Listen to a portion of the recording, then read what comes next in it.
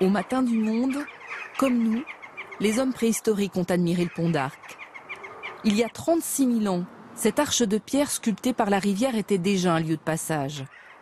Ils ont laissé leur trésor à quelques centaines de mètres de ce site remarquable, dans les falaises du cirque d'Estre. Nous grimpons, guidés par la conservatrice de la grotte Chauvet.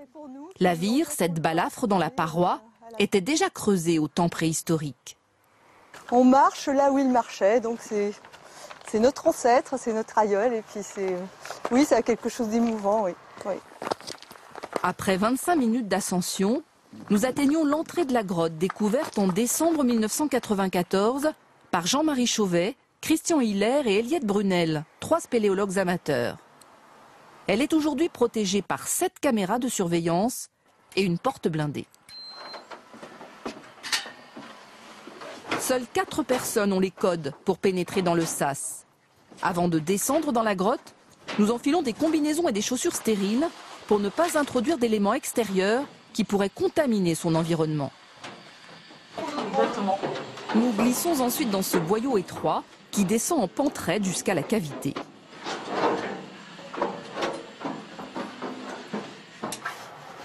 Comme une plongée dans les couloirs du temps. La température descend à 13 degrés. Nous avons le sentiment de pénétrer dans un autre monde, silencieux et magique. La cavité est couverte de concrétions scintillantes. Ses volumes sont immenses.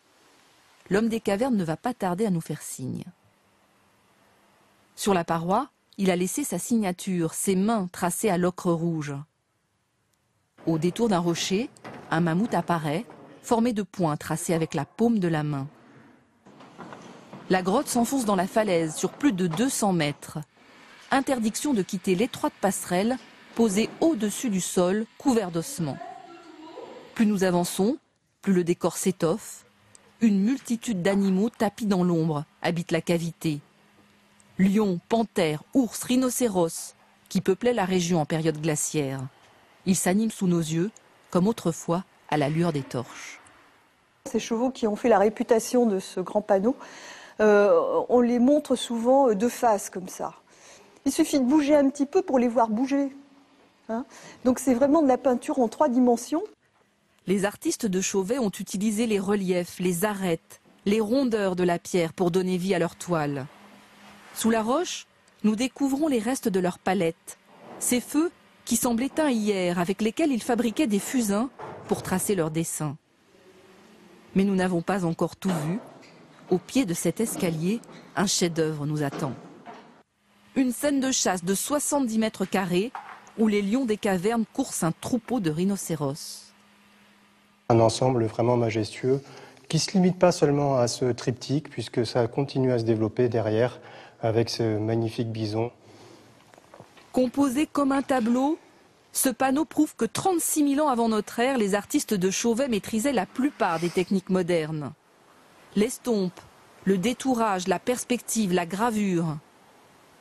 Ici, l'artiste a multiplié les dos et les cornes des rhinocéros pour suggérer un troupeau en mouvement. Dans l'alcôve, il a logé un cheval qui apparaît ou disparaît selon l'endroit d'où on l'observe. Au bébé mammouth, il a donné des chaussons confortables. Notre voyage dans le temps s'arrête ici. Nous sommes parvenus au plus profond de la grotte Chauvet, dans ce qui constitue en quelque sorte la salle du trésor. Et devant ces animaux surgis de la nuit, dans le silence impressionnant qui règne ici, on ressent une émotion très forte, comme si nos lointains ancêtres nous chuchotaient à l'oreille depuis la nuit des temps.